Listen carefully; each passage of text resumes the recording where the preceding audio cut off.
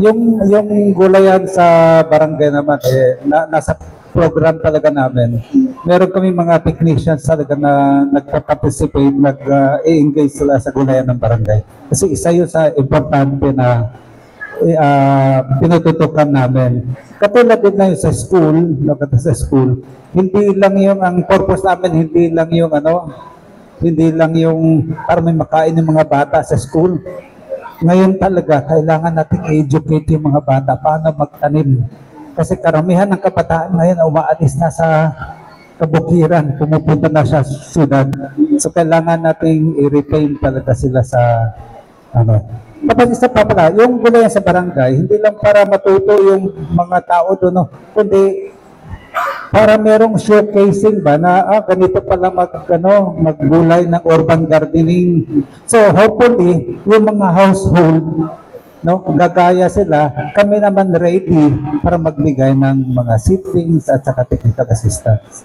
Since itong gulayan sa barangay and sa paaralan, part ko ng high value crops development program, high value crops, National Urban and Peri-Urban Program ng Department of Agriculture. Kumusta po yung parang coordination ninyo with DA NUPAP po?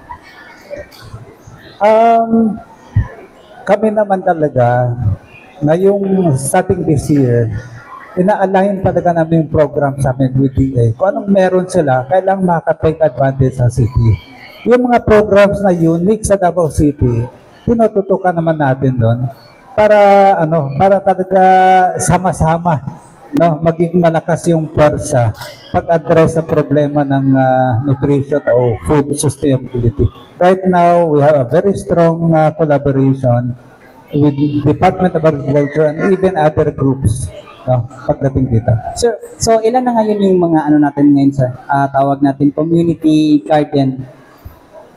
Ang community garden na sinasabi ko kanina, meron tayong City Agri mismo na community garden nasa Marfori. Parang sinashowcase doon paano ba magtanim. Ano bang dapat hitsura ng urban gardening. Pwede pala yung ganito, pwede pala yung ganyan. Pwede pala walang fertilizer na synthetic o commercial. Wala palang pesticide.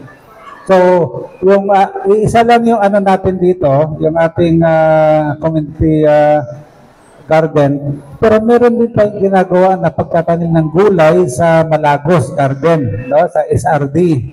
Pagtatanim din ng meron din doong hydroponics, merong mga gulayan, radish at saka petsay at saka iba pa.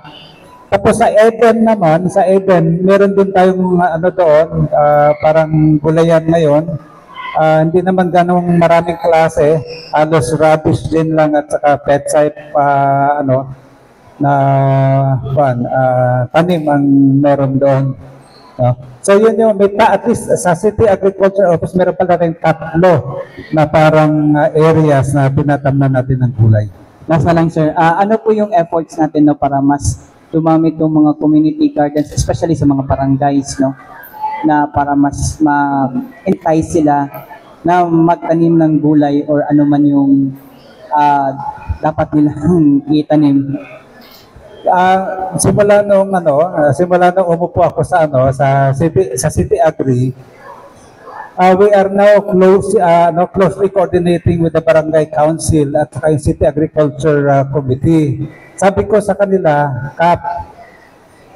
mag-partner tayo. Kayo ang nakakaalam pa ng kailangan nyo. Kayo ang nakakaalam kung sinong nandyan. So magtulungan tayo, gumawa kayo ng Barangay Agriculture Development Plan ninyo. Isa na dyan yung gulayan sa barangay. So, hindi naman ma-address agad yan sa isang upuan, pero yan yung direction talaga na palakasin yung partnership ng Barangay Council at saka involvement ng Barangay Committee on Agriculture para palawakin itong hindi lang sa gulayan ng barangay, kundi yung kabuuan ng agrikultura sa mga barangay. Hindi lang doon sa containerized program. Sabihin ko na yung kung ano yung plano ng City Agri as far as food sustainability is concerned. Sometime in August last year, kinausap ko ni Mayor para mag-assume as OIC ng City Agriculture. Dalawang words lang yung sinabi niya at hindi na ako nagtanong kung anong details. Ang sabi lang niya, Doc, ang gusto ko lang, food sustainability. Hindi na ako nagtanong kasi para magkaroon ako ng wider perspective on what to do in city agriculture as far as food sustainability is concerned. So ano yung namin ngayon? Very strong yung promotion namin sa urban gardening. Kung hindi niyo alam, ang City Agriculturist Office, merong 7 district offices sa buong city.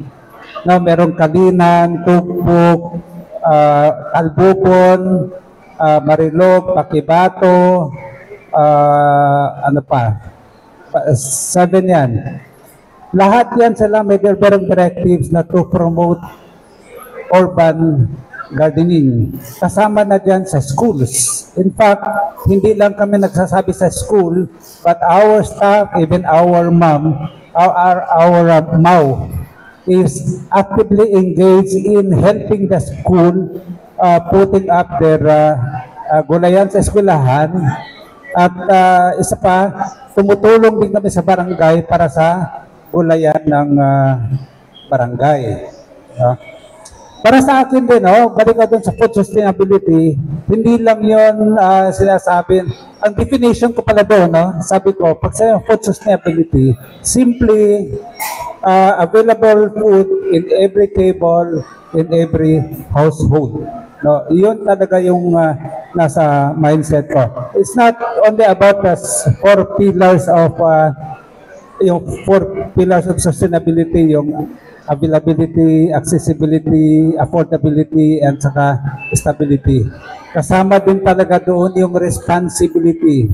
Responsibility to produce safe food, sa food safety, and environmental sustainability. Kasi itong issue ng nutrition ngayon, hindi lang itong just for now, hanggang may tao ang mundo.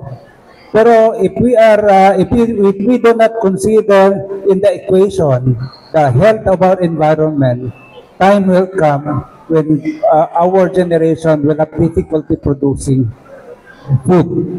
At isa din ngayon na kung alam niyo rin na ang population ngayon growing, di ba? Growing ang population ngayon.